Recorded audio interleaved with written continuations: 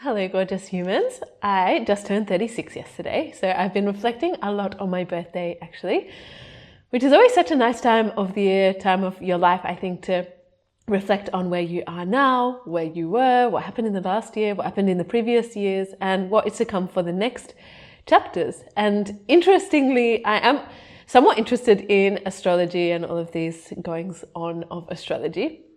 And it just so happens that actually today, there is like a whole new cycle starting, a new 36-year cycle of Saturn and Neptune starting in 0 degrees Aries today.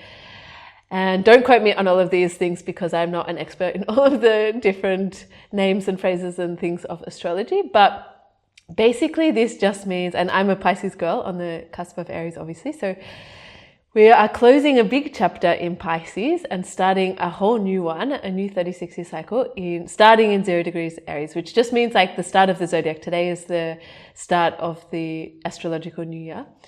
And it just got me reflecting on this because I thought how funny to be starting, how funny to be turning 36 the day before the start of a new 36-year cycle. And I just thought the past 36 years of my life that got me to where I am now. And then what about the next 36-year chapter? And where will I be? And the next 36-year chapter would end up with me being 72. So this is always just such a fun thought experiment to do, I think, because who is the 70-year-old version of Ray? What is she going to be like? What is she going to be doing? What is she going to be feeling in her body? What are her hobbies? What are her passions? What is she still doing in this life? Who is she with? What are the people that are surrounding her? Where is she living? What does she do in her spare time? What are her big passions? And I love connecting to future versions of myself in this way because it just creates something extraordinarily beautiful in the future when you have a much wiser, much older, much more grounded version of you that you can kind of look to as a mentor.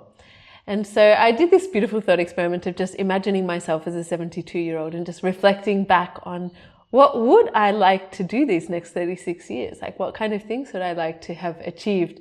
What kind of things would I like to have experienced in my life? What kind of people would I have loved to have met? What kind of person would I have loved to become along that way? How would I have hoped to have evolved in those 36 years?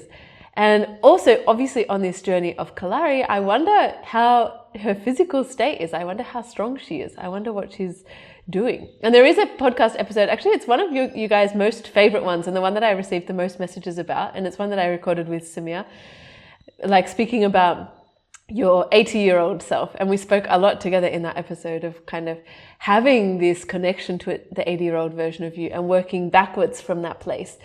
Because ultimately, it's never glamorous, big things that get us to those kinds of evolutions. And yeah, of course, there are some of those moments along the way. There's always some big catalyst moments, but actually the real nitty-gritty of the transformation happens in the day-to-day, the incredibly mundane practices and things that we do day-to-day that then get us to that place of being where we want to be. So as an 80-year-old or as a 72-year-old, if I want to still be traveling, which I do, then I still need to be able to maybe still wear a backpack, maybe I'll still be backpacking, which would be so cool. And maybe I'd still need to be able to put my things in the overhead locker, which means I'm going to have to still maintain a certain level of strength in my arms. And I would definitely want to still be going on hikes, doing different kinds of adventure sports, having a lot of energy to do a lot of different things and meet different people, which then means I need to know what energy levels and activities I want to be doing at that age and then work backwards from there, because allowing for some natural deterioration over our age, not much, allowing for a minor bit of natural deterioration over that time, we need to calculate that. So if we want to be there when we're 72 and we're going to allow for some natural deterioration, we need to be starting now at a higher point than what we're going to deteriorate to, right? And then if we look at ourselves now, actually in a lot of ways, we're not even close to where we would want to be at 70, let alone above that point. So it's always a fascinating thing to think about this. And I think we should all spend more time doing it. I should definitely also spend more time thinking about this. And that leads me very naturally to the next point that I wanted to talk about. And I've been feeling very, very feisty about this lately, because 36 feels like, I don't know, it feels like kind of old, you know what I mean? Like when I was in school, if I think back to like being in primary school and my teachers and the other teachers in primary school that were probably like even in their late 20s, and they just seemed ancient. And then the older teachers seemed like even more ancient. And it just seemed like, wow, I'll never get to that age. And like when we're, you know, when you're 30, when you're 40, when you're 50, whatever, like it would just be, you know, life would be slowing down, and just those funny things that you have in your mind when you're young. And then now to be at that age and just to feel like almost like the youngest version of my, like if you asked me how old I was, I would say probably like 23 or something like that. But then I meet 23-year-olds and I'm like, oh, actually, I'm definitely not 23. And I just think, why do we all get in this mindset that we are allowing for this natural deterioration and planning for it at such an enormous amount from such a young age? Because really 36 is young. It is young. It's only halfway to 72, which is it's only halfway. That's not much at all. And I've had this conversation with people back in Melbourne, friends in Melbourne, and a lot of different people, work colleagues and things like that, where they are this age, like in their 30s, and they just refer to themselves as being decrepit, which is a word that just gets me so agitated, as being decrepit, as being like, you know, just kind of resigned to the fact that life is just going to go somewhat rapidly downhill physically from this point. Just stiff all the time, sore all the time, not fit, getting out of breath, can't go for a run, can't walk up a flight of stairs without getting out of breath. And it's so normalized. It's so normalized, and people actually get quite defensive about this, I would say. And I remember going on a camping trip with a group of friends and kind of almost getting into like an argument almost around the campfire, where I had been doing in that moment a lot of research about longevity and all of these different stances and the latest research on longevity and kind of the things and practices we can do, the ways that we can eat, the ways that we can move, the ways that we can look after ourselves in ways that will slow that process of deterioration. And there were certain people there that were really quite defensive about this fact that, no, we do degrade significantly over time, and we should just accept that and like not make a big deal about it and like not make a fuss about it. And these kind of conversations get me so worked up, because I think, why would you ever want to believe that? Why on earth would you want to resign yourself to that fact? Like, why on earth would you ever want to accept that your life is just going to go downhill and you're just going to steadily have less and less and less energy, and steadily be less and less and less fit, and steadily have less momentum for anything in your life that you're passionate about? Like, why would you ever in a million years want to accept that as a fact? We should be fighting with all our might against that idea, and against ever accepting that as something that we want to subscribe to, and really like being very conscious about what kind of mindsets the people that we're spending time with have around these kind of things, because these mindsets are contagious. These types of thinking are contagious. Like, we do inevitably start to adopt these ways of thinking and these mental patterns in our mind if we talk about them too much, or we are around these influences too much. And I posted about this on my Instagram recently, and a lot of you reached out and just said, like, yes, I totally agree with this. Like, I'm in my 30s and I still do gymnastics, and everybody in my life thinks I'm crazy for still doing gymnastics. Or people think like, yeah, I do like Ashtanga. I'm in India doing Ashtanga yoga. I wake up at 5:30 every morning. Everyone thinks I'm crazy for waking up at 5:30 in the morning. So I've clearly never met you doing this much Kalari. And it just makes me so sad to think that, like, why are we the black sheep that are the ones that are not accepting this? You know what I mean? And I remember like just working in a government job in an office in Melbourne and being surrounded by other people, also my age then, and then people that were also younger and people that were older.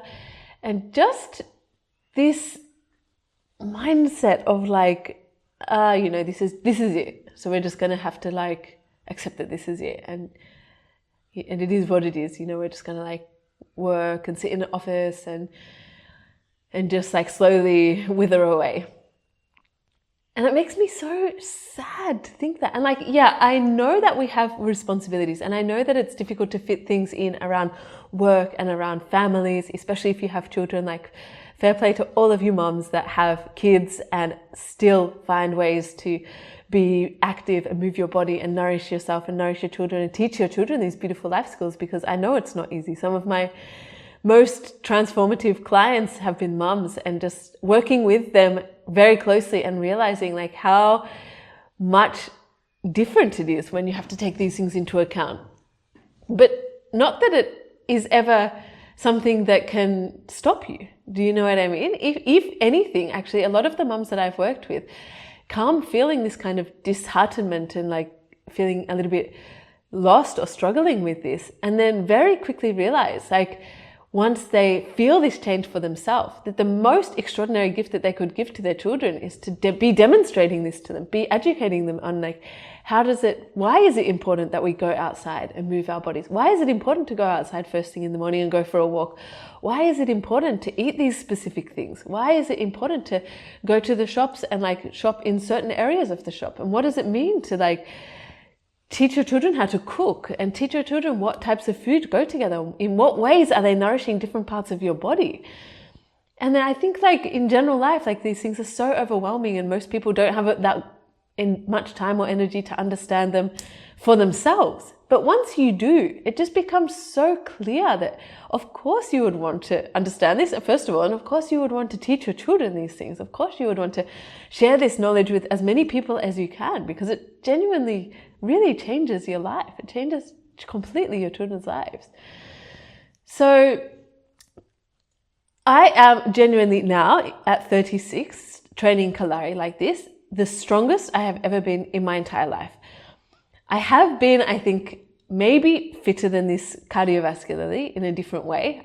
When I was in Spain, I got really into trail running and training a lot of running in the hills, in the mountains. And I was extremely cardiovascularly fit then. I don't know, in fact, actually, I don't think I could do those same runs now to that same capacity. But I have a level of like mental strength and mental fortitude and discipline in my life now, and just strength in general in my body from Kalari that I genuinely have never experienced before. And I have a connectedness to my body that I've never had before in my entire life.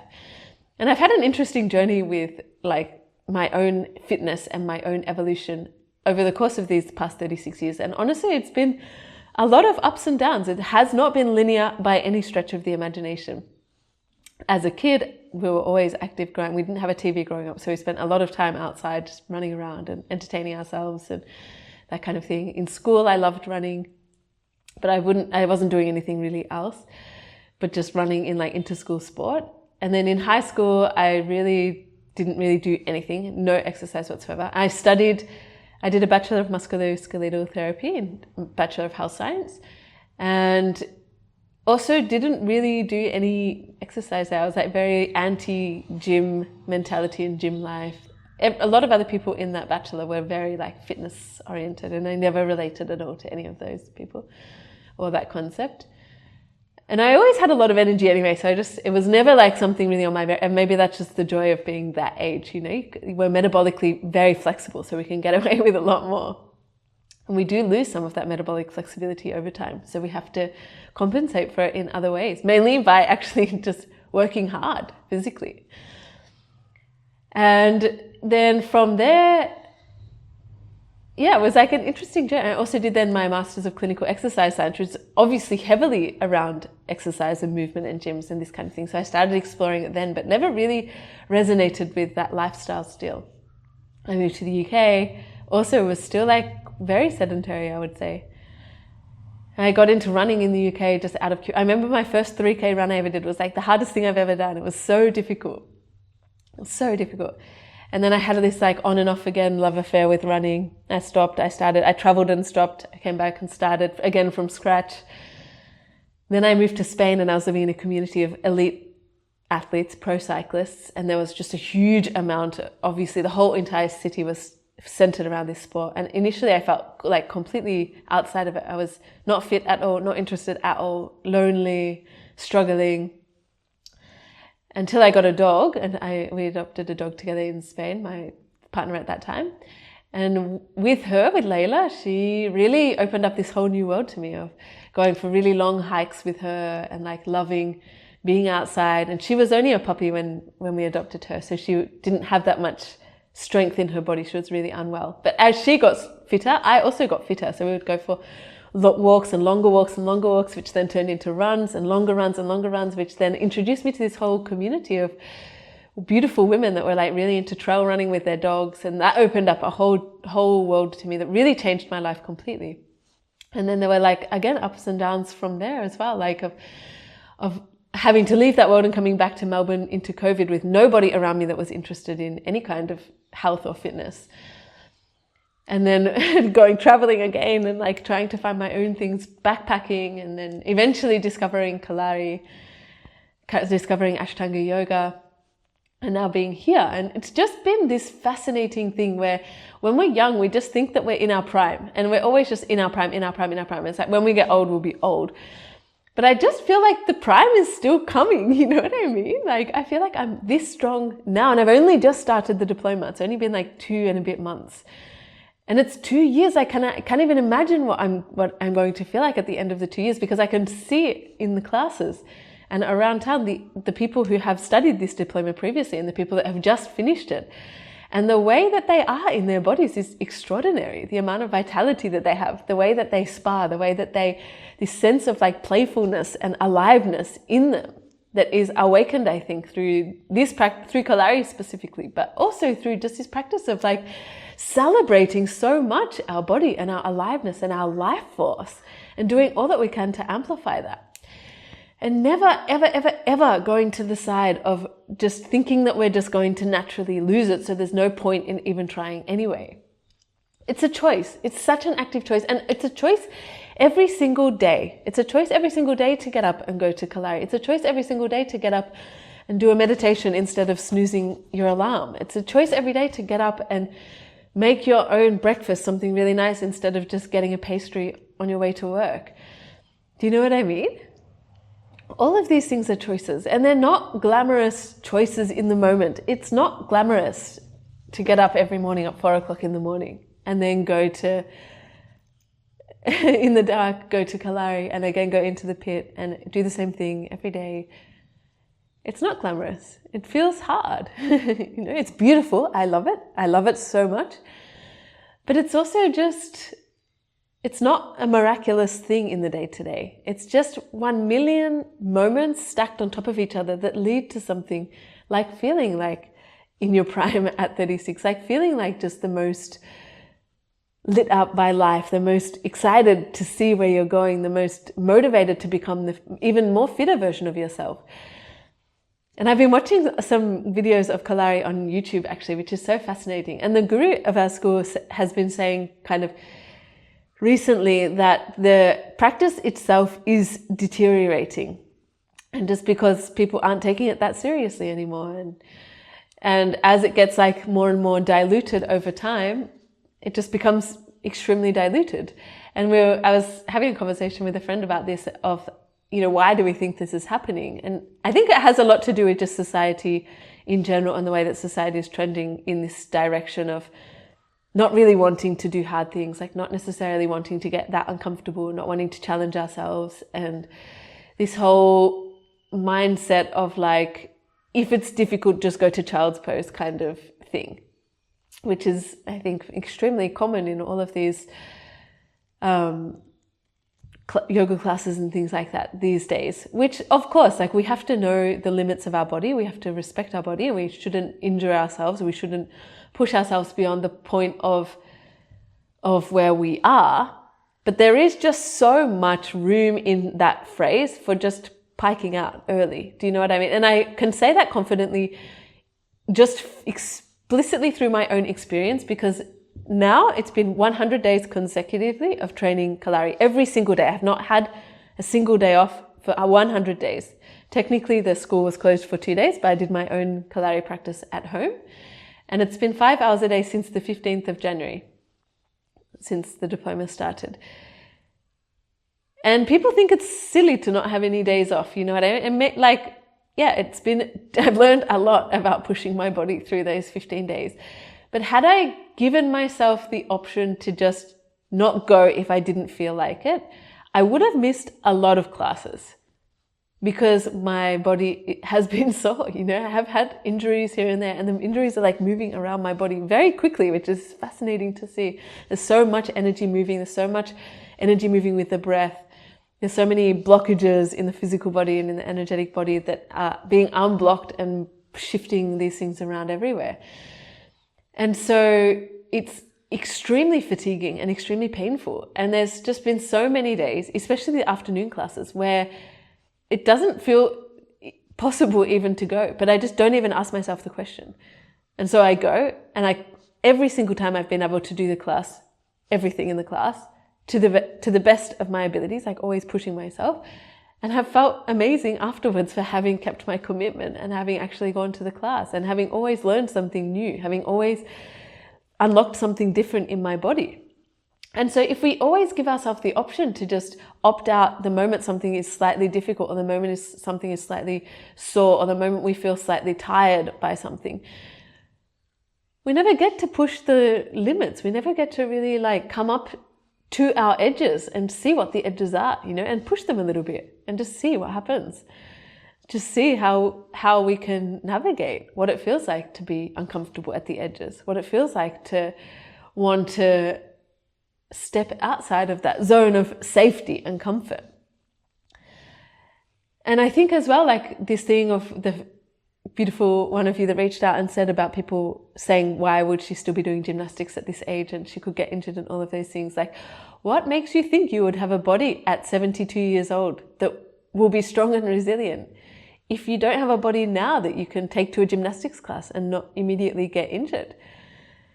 And it is tricky. And I realize that this might potentially be triggering some sort of defensiveness, because this would have definitely triggered defensiveness in me at certain phases of my life. Do you know what I mean? And it's it is hard. My body is sore. I'm already unfit. I'm not flexible. I don't feel good. I don't have energy. So, where am I supposed to start? What am I supposed to do? It's not easy. It's difficult. It's painful. I don't have the energy. I have other responsibilities. And all of those things are true.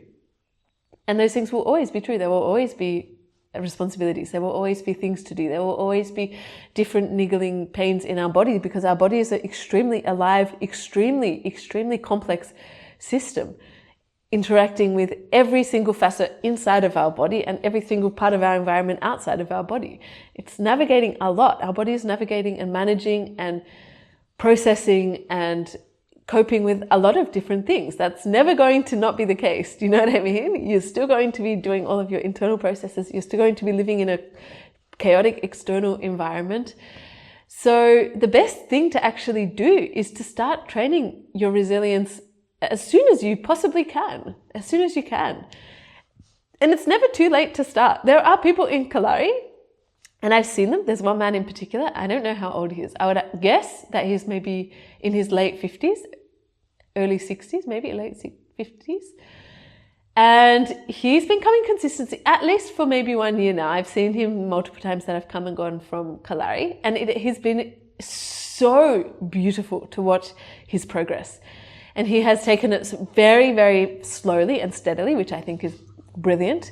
It's very intelligent, very smart of him to do it that way.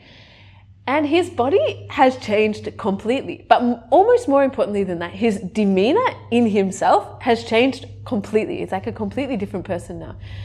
He actually is starting to get a six-pack, which I think he's getting quite defined abs, which I think is so beautiful. He's lost a lot of weight. His coordination in his body while doing the movements has improved so drastically. It's almost like a different person altogether. And that's at 60, I guess. I don't know how old he is, but I would guess about that age. And at that age, your balance, your proprioception is becoming something extremely important, because as we get older and older and older and older, we really want to be able to avoid falling over and avoid, if we fall, having a severe injury or breaking any bones or any of those kind of things, because at when we are at that older age, that is the thing where there is some natural degradation that just makes it a little bit more difficult to heal from these kind of things. It's a little bit more difficult to repair. So we don't want to get into situations that are going to get us in that situation where we could damage ourselves in that way. So it is never too late to start. It's never too late to just decide, that you are not going to be one of those people that naturally deteriorates from the age of 30. Do you know what I mean? Like, there's no need to be decrepit in your 30s. There is absolutely no need to be decrepit in your 40s, in your 50s, in your 60s. And we don't want that, because our minds reflect the state of our bodies, and our bodies reflect the state of our minds. So if you want to not be one of these old people that's just incredibly stuck in your ways and incredibly just narrow-minded and upset about everything and just reminiscing that everything used to be better in the past and back in my day and all of those things, then you had better make sure that you have a flexible and strong body so that your mind stays flexible and strong and resilient. Because the world is changing so quickly. Life is changing so quickly. And we need to be able to be flexible. We need to be able to be adaptable. We need to be quick on our feet. We need to be quick in our brains. We need to make sure that we know ourselves as resilient people, as people that we can trust our word to ourselves, as people that we know that we are capable. We know we are strong. We know that we are resilient. We know that we are powerful because we have built it ourselves.